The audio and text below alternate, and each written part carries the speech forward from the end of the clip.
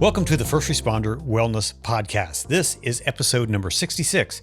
Thanks for joining me today. My name is Conrad Weaver. I'm the director of the PTSD 911 documentary, and my goal is to bring you content that will help improve your life. If you missed the special edition I posted back on Monday, go back and take a listen to my short conversation with retired firefighter Matty Fiorenza. You'll probably recognize that name because he's been on the show, and he's also one of the main characters in my documentary, PTSD 911. Currently, he's on assignment with the LA Fire Department, bringing support and help to the firefighters and first responders on the front lines of the California wildfires. And in my conversation with him, he talks about the work he and others are doing to provide support and help for the firefighters on the front line. So go check out that quick, I think it's 13 minutes long. Check out that episode if you haven't listened to it already. Hey, and have you signed up for the First Responder Wellness Podcast Live? The event is next Friday, January 31st, and we've had a great response to this. So we've opened up more seats in our Zoom room so that you can join us as well if you haven't signed up already. This is a live interactive event with Dr. Phil Bequee. The link to register is in the show notes. It's free, so get yourself and your team signed up. And now let's get back to the show. As we know, 911 dispatchers have a unique job that most of us in the civilian world don't really understand. And I think probably some first responders that are out on the streets don't really understand some of the things that 911 dispatchers experience. Today, I have a former dispatcher on the show who is now known as the 911 Chaplain. She is in the process of launching a nationwide community of 911 chaplains who help take care of those who are sitting at the console. She's currently volunteering her time, so in this podcast, she is talking with me from her desk at her day job, so you may occasionally hear some background noise. But that aside, Brandi is passionate about helping 911 dispatchers. And as she shares her vision, I think you will be excited about what she's doing. So let's dive in. And before we go, click the subscribe button and share this episode with someone you know. Let's go. Here's my conversation with Brandi Powell. Well, Brandi, welcome to the First Responder Wellness Podcast. It's so great to have you on the program today. It's so great to be here. For sure. I'm excited. Yeah. So tell me a little bit about what you do. I mean, you're in the 911 world. You were at least for a long time. And so tell me a little bit about that and your background there. Yeah, so I was a 911 dispatcher for, I want to say about 15 years. So I was a trainer, system administrator. I didn't realize I was coding, that I was a techie gal until after I left. But a lot of training, a lot of system administration, but I did it for 15 years and I just really loved it. And ultimately I got out of dispatch because my son was life flighted on my wedding day. And blood sugar 722. And he was diagnosed type 1 diabetic. So I got out of dispatch because of the shift work. But I couldn't stay away. So your years in dispatch, what did you learn about yourself? What did that expose, for you in terms of trauma, in terms of stress and that kind of thing? Wow. Yeah. So when I first started dispatching, I was just such a little churchy girl and I wanted to stop and pray with everybody. And I was initially overwhelmed by the nature of the calls and the frequency of the calls. And I knew what I was getting myself into, but you can really never prepare for a job that doesn't come with a trigger warning. Right. Mm-hmm. So for me, it was difficult at first, and then I began to realize that if I could use this innate empathy that I have and project it outward and see what I would need if I was in that situation, then I can handle those calls much better. And then I became the go-to person for crisis callers because I could empathize with them on a level that I was able to speak to the heart of what they were calling for, which was really support and help. It was very, very draining in a lot of ways. I saw people's marriages suffer. I saw people's mental health struggle. There were people in the center who would have a cigarette in his hand and coffee in his hand, and they're just shaking and trembling because their nerves were so shot. You see it for years, and wellness at the time wasn't a huge factor. It was just an inevitability that you would be burnt out It was just, this is just what's going to happen. You're going to get burnt out. It's a very stressful job. And unfortunately, it feels like no one cared about dispatch at the time. No one cared about our wellness. And when they started to care about our wellness, they just threw a treadmill in the break room. That was it. So now I'm definitely seeing a shift towards it, but it's been a long time. Was there something that was that kind of the precipitating factor that made you like, okay, I need to step away from this? Well, for me, it was when my son got sick. I had to leave just because the stress of my home life and my son having this autoimmune disease, it just was a lot. So I had to kind of step away from it because I needed to be there for him. I couldn't stay away a long time because it's what I do, it's what I know. But I just found another way to serve dispatch. So, but yeah, for me, I never burnt out of it where I didn't want to do the job. It just was life happened, and it kind of pulled me out of the center. Was it a large center with a high volume of calls? Was it that kind of stress? So for me, the stress, when I worked in Savannah, Georgia, very, very, very large center. It wasn't, so there's, some centers have so many calls that they have automatic call distribution where the calls just come in, just drop in your ear. We didn't have that like Miami or Atlanta, but it was a very heavy call volume. So there would be days where we were answering calls back to back all day long, and there's no stopping. So it just varied from day to day, and you would work different positions. So some days you would handle a position that wasn't that stressful, but all of it wasn't inherently stressful. So was there anything that you did during that time that helped you kind of keep that stress level down? Well, for me, I've always been heavily involved in church. So for me, it was making sure that it wasn't the entirety of my being, that dispatch and 911 and these calls, that I kind of left it at the center. So I was able to leave it there and have other things that would fill my time and fill me with value and fill me with purpose. Also having a safe place. This is something I teach a lot, is making sure that your center is a safe place, making sure that there's someone there that you can go to if you are triggered by a call, that there's someone at home that you can go to if you are triggered by a call. So it's very important that you cultivate or that you harbor a safe environment, whether it's at work or home. And I know that the reason that you really stood out to me when we first connected on LinkedIn is you call yourself the 911 Chaplain. Yeah. So tell me about that. What is that, and what do you do? So after I left dispatch, I kind of got obsessed with it from a distance. Like I began to stalk the dispatch world because I wasn't in there anymore. And I realized that there's a correlation between our acceptance as first responders and the resources that are offered. So if you're considered first responders, you get more resources.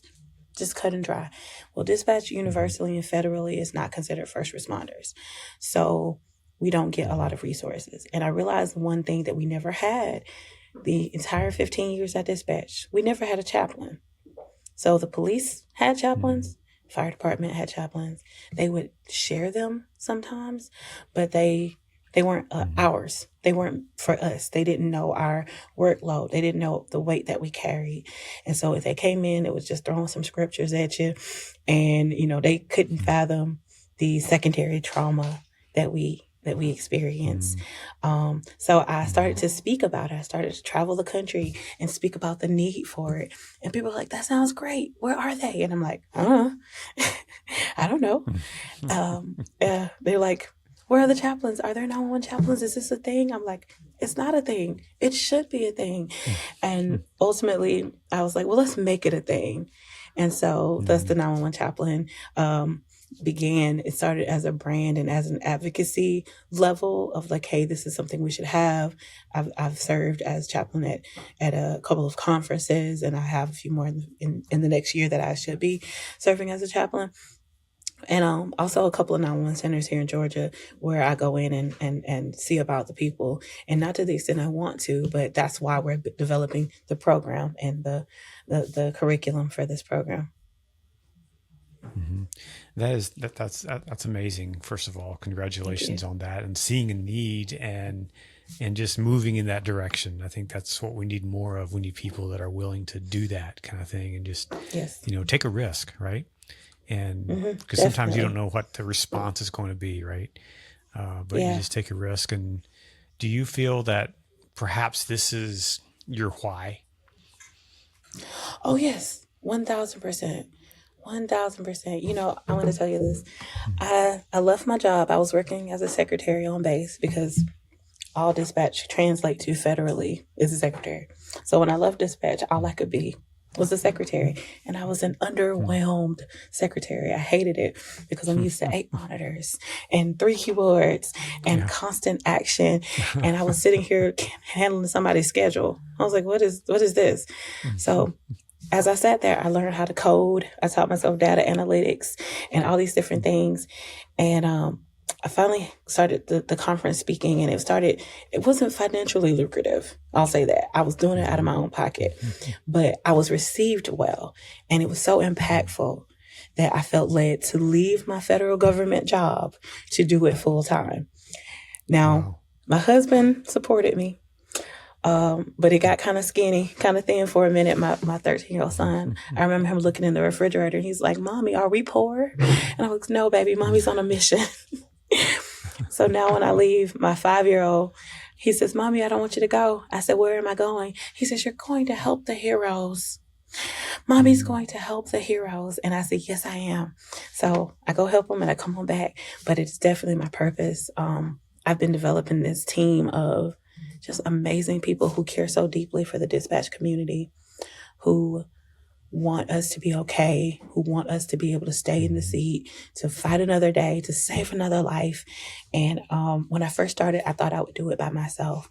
And I've been blessed to have people who are on one accord with me.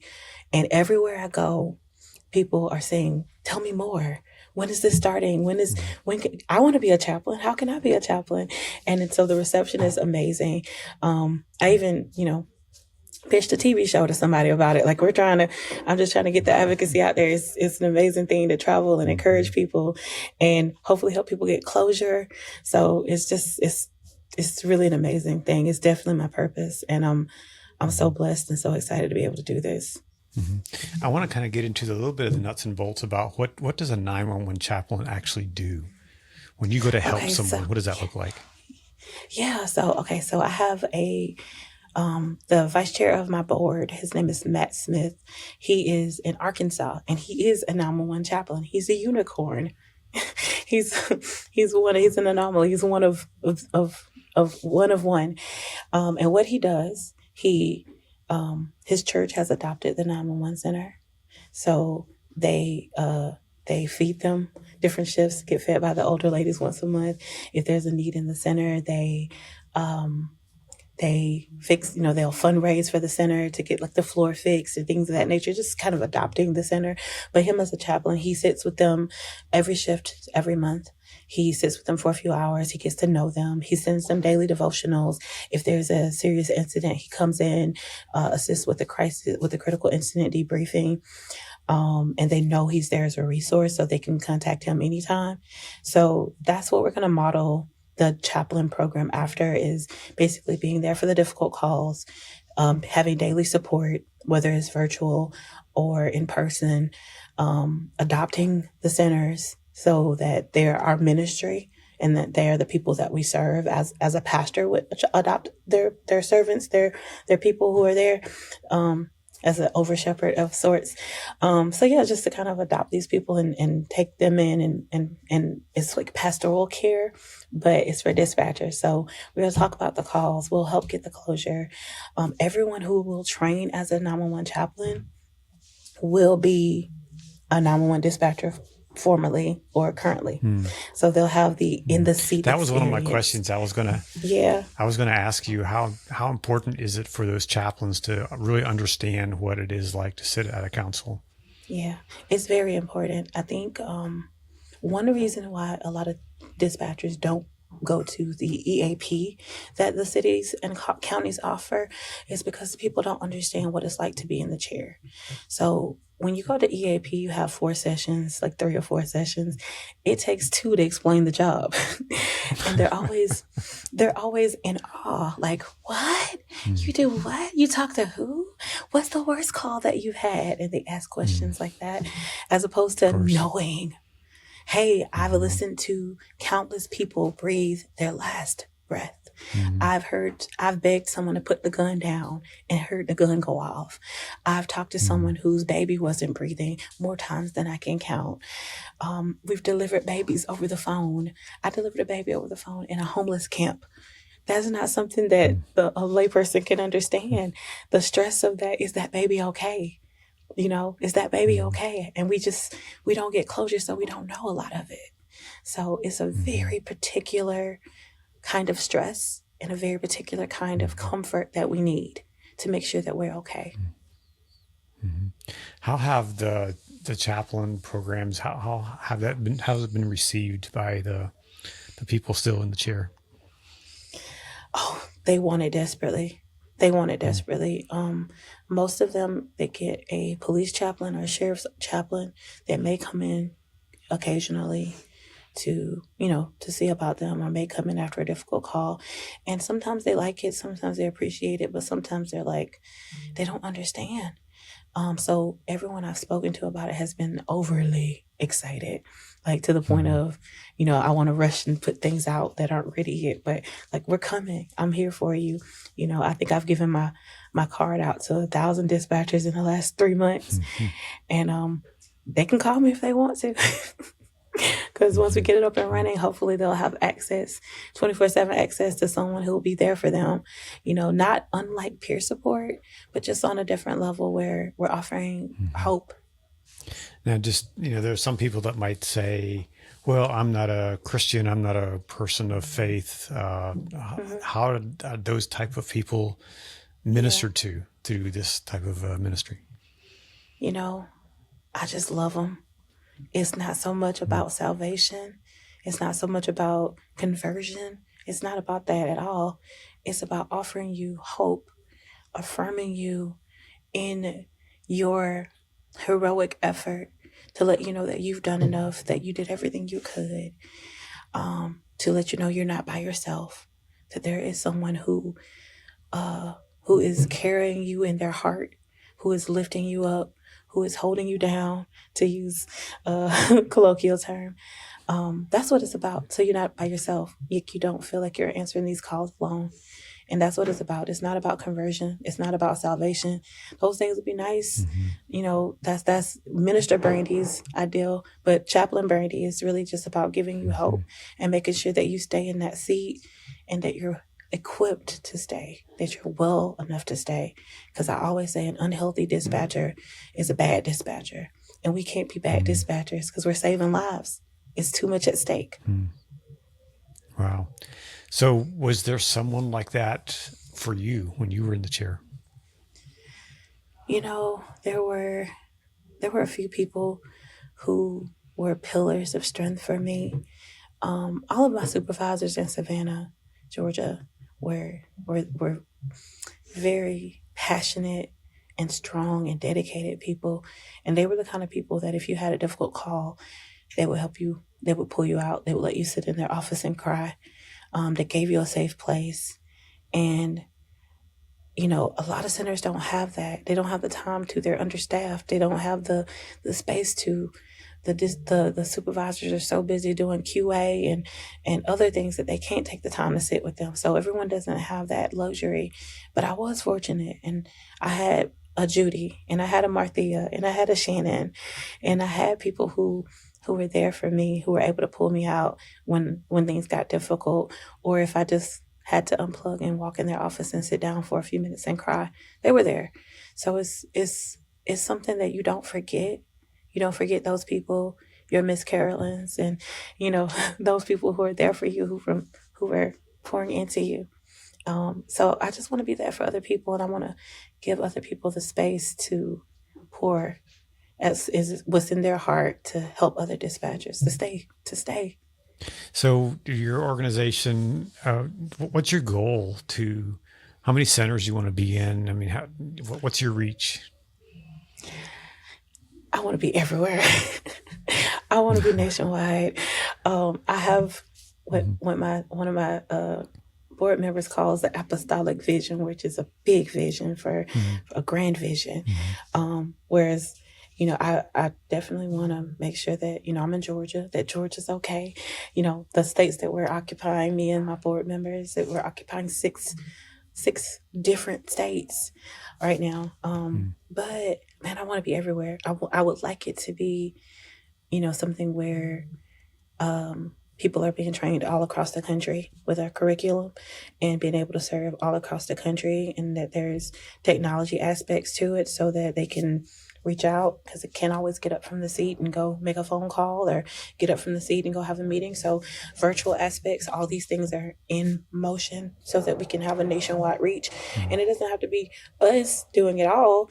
I just want to give people the tools so they can be the support that dispatchers need. And this is what I'm called to do. Well, it definitely sounds like it. It sounds amazing. So how are you funded? What do you do to, kind of underwrite this financially? So right now, it's not. Right now, I do everything out of my pocket. But we're going to be 501c3. IRS recognized very shortly, and so there'll be grants that we should be applying for. So we're obtaining a grant writer, and donations are going to be a really important part of it as well, because I know people who believe in it, but they may not feel the need to serve, but they want to pour into it. So donations and fundraisers. Also, hopefully we'll get to a point where there'll be revenue, because I would love to have like a 911 chaplain app that the agencies can get for everyone, so they'll be able to log in and kind of contact someone 24/7. That's grand scale, but that's kind of the hope in the end, is that they're able to reach us on their phones, and if agencies can, get money for that, then that can add to revenue, and that can add to training, and then we'll have more people in our chaplain corps, if you will, to be deployed and to serve these people.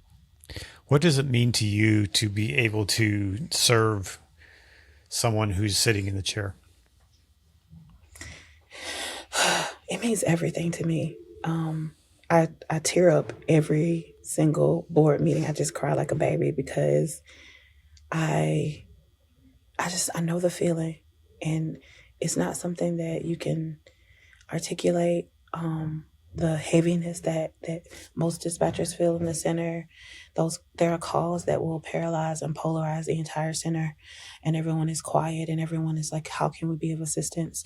But on that call is that call taker and that caller, and there's so much stress to it, and then we have to hang up the phone and do it again, and hang up the phone and do it again. And we take a lot of it home with us, and marriages suffer, and children suffer, and we become like really cynical, worst case scenario style people. And it means so much to be able to pour into these people and give them glimmers of hope, give them, reassurance that you are a hero. No matter what the world says, no matter what the federal government says, you are a hero. You are doing something that not everyone can do, and you are doing it amazingly well. And people don't often think of 911 until they need us, but I think of you every day. So it's important. Yeah. So what's one thing that you want someone who's listening to this, who's a 911 dispatcher, call taker, what do you want them to know? I want them to know that you are a hero, that there are people who are fighting for your wellness. There are people who are advocating for your wellness, who are advocating for your recognition, who are advocating for you to be taken seriously, that this is a career. It's not just a job, that it's a viable career, and it's honorable, and it's respectful, and it's a good thing. I think a lot of times people don't walk around proud of being a dispatcher, as if, like teachers are proud. They wear educators t-shirts, and, police officers, they get all the discounts, and people are proud to be these things. I want you to be proud of being a dispatcher. I want you to be proud of that goal line, and not just at conferences, every day. I want you to understand and recognize who you are and what you offer the world. And they could not do it without us. We're not replaceable. Yeah, that's great. And so finally, what's one thing that a dispatcher should do to take care of themselves? So I have an acronym that I use. It's called SHIFT, right? So with the SHIFT acronym, this is usually about triggers, but it's some parts of it are relevant to this question. So usually the S is spot your triggers. The H is harbor a safe environment. It means create a safe environment for yourself, whether at work, home, or both. The I is initiate support. So that may be spiritual support and it may be mental health support, but it's recognizing that I am not equipped to handle all of this weight by myself, but there are people who are equipped to handle it. So I tell them all the time, initiate support, realize, hey, at this point, I'm no longer able to handle this by myself. And it's okay. Just mitigate the guilt of needing help and get your help, right? I can't fix my car. I take it to a mechanic, right? If I'm sick, I go to a doctor. If you're stressed and your mental health is suffering and you are struggling, find someone who is equipped to handle the weight of that, because there are people out there who are. And the F is focus on a new narrative. And then the F is transform. So there's a mindfulness that is needed to realize, hey, right now, I'm not in danger. Right now, I'm in a position to help other people, and let me be empowered with what I'm doing and what I'm capable of doing in this moment. But if you need help, get help. Yeah, that's an important thing to know. And it's okay to ask for help. It's okay to raise your hand and say, I need to take care of myself, right? Yeah. People feel guilty about needing help for a lot of reasons. I know in the South, it's like you don't tell people your business. Churchy people is like, oh no, your faith is not strong.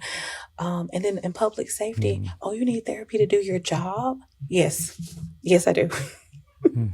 Yes, I do. There's no shame in it. We deal with a ridiculous amount of stress that other people cannot imagine. And the rates of PTSD in dispatch are so underreported, as you know. And it makes my heart hurt for people. It makes my heart hurt for these underreported people, these people that don't even know what they're struggling with. They don't know that their burnout is symptomatic of something greater. And they're just struggling day by day, drowning, and don't know it. And I want them to know that there is help out there. There are so many advocacy agencies and organizations. There's so many things like this podcast that advocate for the wellness of first responders. So there's support out there. You don't have to fight by yourself. There's an army of people fighting for you. And I'm on the front line. Well, we need more people like you on the front line, standing in the gap for those who are serving our communities, right? Yes. So, and it sounds like you're working on raising an army like that of caretakers and of people who really care for the people sitting in the chair.